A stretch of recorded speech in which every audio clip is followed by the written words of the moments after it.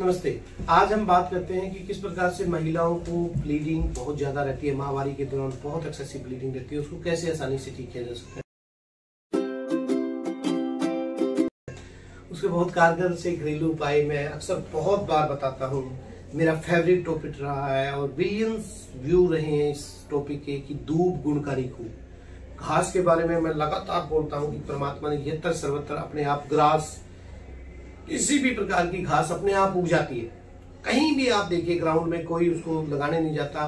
घास बहुत लाभकारी रहती है। महिलाओं की जितनी भी डिसऑर्डर है, चाहे खून की कमी है, वीकनेस है, एक्सेसिव ब्लीडिंग होती है, तो इस सब को बड़ी आसानी से ठीक कर सकते हैं सिर्फ और सिर्फ दूब का रस पीने से।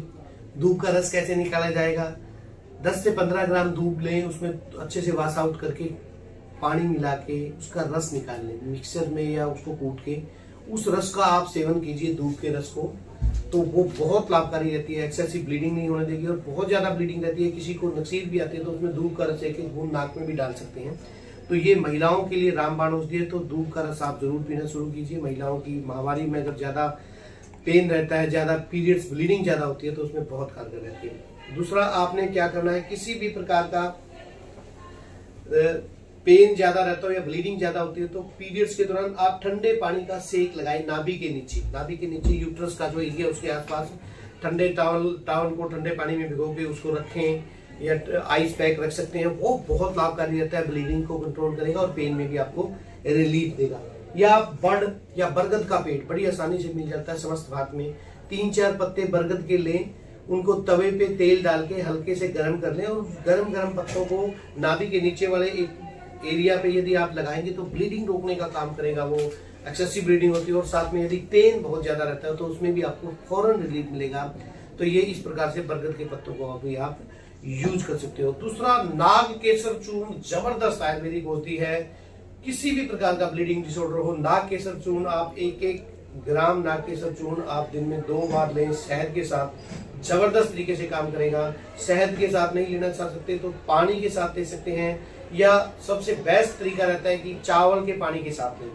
किसी भी चावल को, एक मुट्ठी चावल को 1 गिलास पानी में भिगो के रख दीजिए, 2 घंटे बाद उस पानी को पिएंगे तो ये बहुत लाभकारी रहता है नाग केसर चूर्ण के साथ। या वैसे भी ये बहुत सी बीमारियों को, क्योंकि इसमें एसेंशियल मिनरल्स आ जाते हैं, बहुत काम करता है। तो उसके साथ साथ फिटकरी एक इजीली अवेलेबल औषधि है। फिटकरी के बारे में, और जितने भी जेनाइटल डिसऑर्डर है या गायनी से रिलेटेड प्रॉब्लम है, उसमें फिटकरी बहुत कारगर है। ल्यूकोरिया की समस्या है, एक्सेसिव ब्लीडिंग है, या पेन रहता है, या किसी भी प्रकार का इन्फेक्शन है, तो फिटकरी को यूज कैसे करना? 2 तरीके से यूज किया जा सकता है फिटकरी को।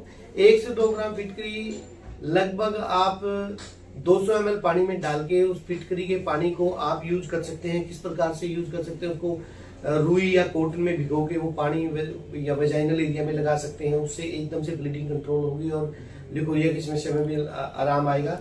या आप आधा ग्राम से भी कम स्फटिक भस्म, फिटकरी की भस्म दिन में 1 या 2 बार शहद के साथ लीजिए। उससे भी आपको बहुत जबरदस्त तरीके से जो एक्सेसिव ब्लीडिंग है, पीरियड्स के दौरान पेन रहता है, उसमें लाभ मिलेगा।